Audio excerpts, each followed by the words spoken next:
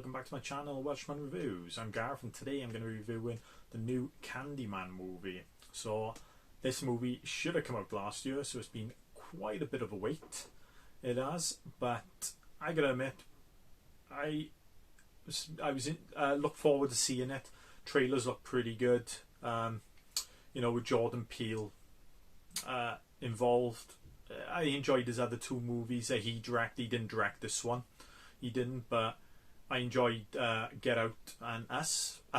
I enjoyed Get Out a little bit more than Us. The third act of Us kind of was a bit of a negative for me on that movie. Kind of the same on this movie now as well, to be honest. So, but we'll get into that. Yeah, the movie is directed by Nia DaCosta, and it stars Yahya Abdul-Mateen II, Teyonah Parris, Coleman Domingo, and Nathan Stewart. So yeah, so it's a little bit about the movie. It's a direct sequel to the first Candyman from '92 one. Don't think it does any references from the other two movies. There was a sequel to the original. It weren't, but so yeah, the story is you have an up and coming artist who is by Abdul-Mateen II, plays Anthony, upcoming artist, who his girlfriend's brother tells him the story of the Candyman, but it's not the same. Is it the same? I can't remember now, to be honest. Tells the story of Candyman and all that, and it inspires him to go to the original place, like where the first one, the original, was set, and look around and get some inspiration. So a bit later on then in the movie, he kind of says Candyman 5 times, and then all the weird shit starts happening with him and all that. If you've seen the first movie, you kind of guess in this one, seems he has the same name as the kid. He is the little kid, the baby from the first movie, the '92 one, that got saved by Virginia Madsen's character at the end from Candyman. So it's kind of like a full circle of a movie, brings it right back to him. It does. Like I said, I'll go into my pros first of all. First of all, the acting and the characters are all really good, brilliant. Like I said, yeah, is it Abdul-Mateen II, becoming a really good actor in his movie. I haven't seen him in a lot. I've seen him in this, and he was brilliant in Watchmen TV series. So yeah, look forward to seeing a bit more of him in movies. I think he done a really good job of the main character and how he his descent. I'd say descent in the madness, but as the Candyman thing kind of takes over him a bit. His girlfriend Teyonah Parris does a really good job. I'd say she's good in most of it. She's probably one of the better things at the end. I really like her acting at the end. I thought it was a step up from the beginning of the movie. It is.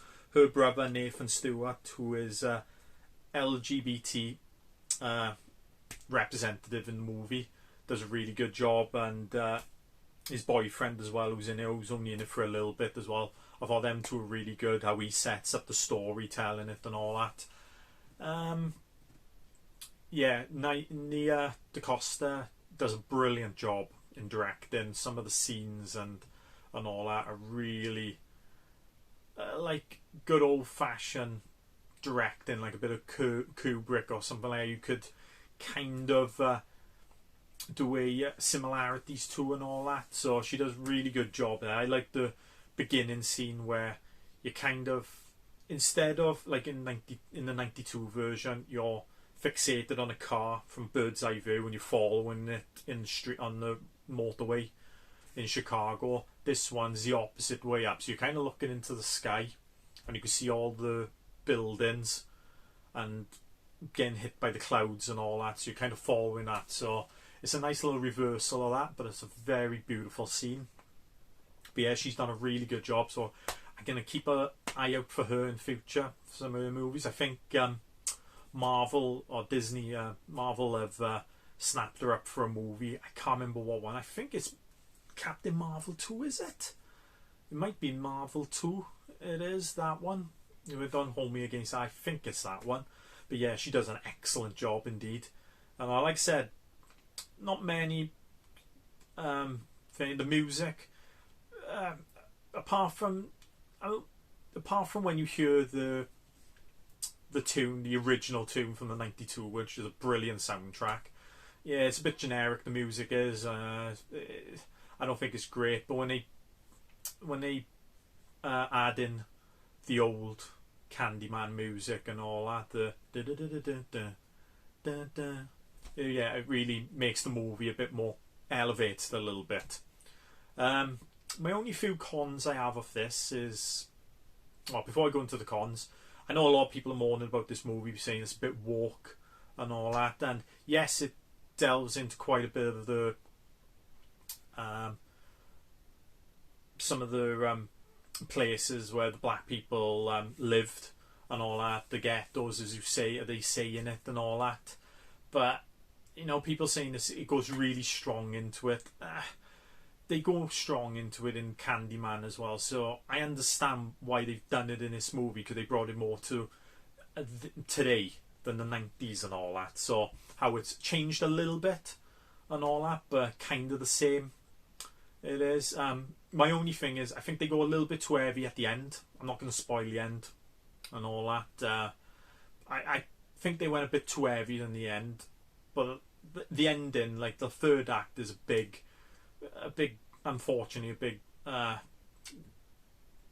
big con for me. Unfortunately, it is. So we'll go into my cons now.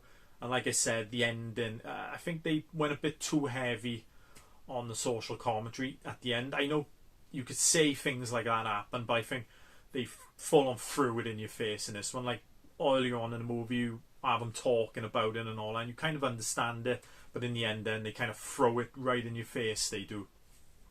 It is, and I thought they could have died on it. It was like a few ideas I had at the end of the movie where I thought they could have gone a bit, and it probably would have worked a bit better. But like I said, I'm not going to go into them because I'm going to keep this as a non-spoiler. I'll only have one spoiler, and that's another one of my cons, which I may as well say now. If you're looking for Tony Todd in this movie, all the best. He's in one scene right at the end of the movie. It is, so that was really disappointing. The only other con I really have on it is, it's a kind of a con, and I wouldn't say it's a con. It's more of an in between. So it's between the positive and a con. So they kind of they evolve the urban legend a bit more in this movie. So they don't just concentrate like in the '92 one with Tony Todd's character, about his story, how he died and all that, how he comes back and all that. In this movie, they bring it on as he's not the only one. So other people have been unjustly murdered on the same site as Tony Todd, all this place is held. But in this one, they concentrate more on this guy who hang like in the walls, and he gives out sweets and all that. And they kind of accused him of being the one who put razor blades and sweets, giving them the kids. So the police come along and batter him and all that. So that part takes place like in 1977, I think it is, the beginning of the movie. So later on in the movie, and you see how he's doing. So they kind of think, but then it's like, I think they have like stories for like 4 or 5 people and all that. So I'd be interested to see how if they do a second one, that they incorporate the other ones into it. But I think this movie really did miss having a Tony Todd character of Candyman in the movie.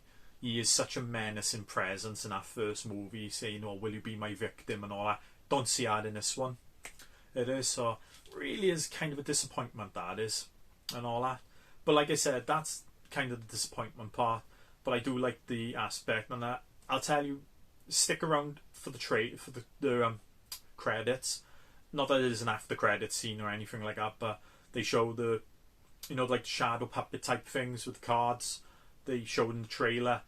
They do a whole thing at the end of it, how each person died and why they died and all. It's really is a great end credits sequence. It is that I'm glad I stayed to see. It is, but yeah, no more. The only other last con I got is, I think Jordan Peele, who co-wrote this, I know Nia DaCosta co-wrote it, and I think someone else did. Apologies, I don't know the name of the other person, but I think he's got to learn to do a better third act. I liked Get Out. I thought that was a really good movie, and like the third act on that was really good. Us was a bit of a disappointment and a bit of a letdown. You kind of saw it coming a mile away, and this one's the same. The third act is just such a letdown. It's just such anticlimax as well. I was expecting something big like the original Candyman and all that, but yeah, it was a very big letdown, unfortunately, and all that. But like I said, it's got me wanting them to do a sequel, but we'll see if that happens. Obviously, it comes down to money and how much this movie. I think it did make 20 odd million. I think in America it is. I can't remember what it took over. It might be 20 odd million worldwide on the first weekend.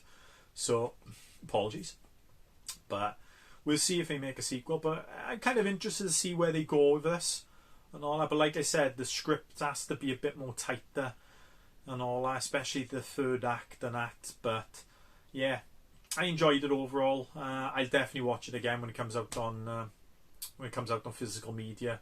Hopefully they'll bring out a steelbook, maybe Arrow. Hopefully Arrow will, because they did it with the original 92 one. But we'll see. If you like this review, give it a thumbs up, leave a comment below and tell me what you thought of the movie, or if you're going to go and see the movie. And if you like to see more videos like this, subscribe to my channel, and I will see you next time. Bye.